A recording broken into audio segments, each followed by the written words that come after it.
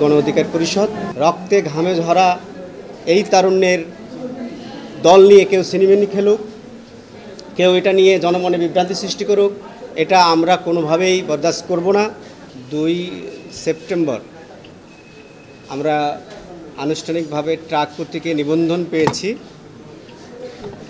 আজকে আমরা নির্বাচন কমিশনকে একটা চিঠি দিতে এসেছি যে আপনারা দেখেছেন বাংলাদেশের রাজনৈতিক প্রেক্ষাপটে একটি রাজনৈতিক দলের নামের ক্ষেত্রে সামনের কিছু অংশ পিছনের কিছু অংশ জোড়াই দিয়ে বিভিন্ন জনমনে সাধারণ জনগণের ভিতরে বিভ্রান্তি সৃষ্টির জন্য কোনো গোষ্ঠী বা কোনো গ্রুপ চেষ্টা করে কাছাকাছি বা একই নামে দল নিবন্ধন নেওয়ার জন্য আমরা নির্বাচন কমিশনের সচিব মহোদয়ের কাছে একটা চিঠি দিয়েছি, অ্যাড্রেস করেছি প্রধান নির্বাচন কমিশনারকে এবং দৃষ্টি আকর্ষণ দিয়েছি সচিব মহোদয়কে যে গণ অধিকার পরিষদ একই বা কাছাকাছি নামে রাজনৈতিক দল নিবন্ধন না দেওয়া প্রসঙ্গে এনজিওর কিস্তি প্রথমবার বিকাশ পেমেন্ট করলেই 20 টাকা ইনস্ট্যান্ট ক্যাশব্যাক।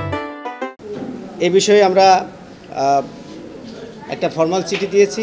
আমরা প্রধান নির্বাচন কমিশনারের সাথেও কথা বলেছি এবং সচিব মহোদয়ের সাথে কথা বলার জন্য আমরা অপেক্ষা করছি এবং আমরা আজকেই আমাদের যে নিবন্ধন প্রাপ্তির পরবর্তী সময় যে ফর্মালিটিসগুলো সেগুলো আমাদের শেষ হয়ে যাবে।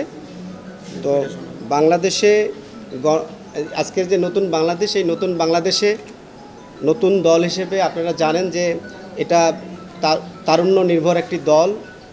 বাংলাদেশের ইতিহাসে তরুণদের রাজপথ থেকে আন্দোলনের মাধ্যমে উঠে আসা বাংলাদেশের একটি শক্তিশালী তারুণ্যের একটি গ্রুপ, ঢাকা বিশ্ববিদ্যালয়ের নেতৃত্ব থেকে উঠে আসা, কোটা সংস্কার আন্দোলন থেকে উঠে আসা এই রাজনৈতিক দল গণ অধিকার পরিষদ।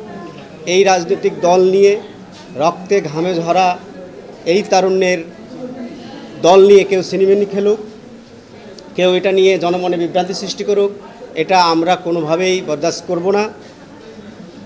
আমরা নির্বাচন কমিশনকে ফর্মালি চিঠি দিয়ে জানিয়ে দিয়েছি।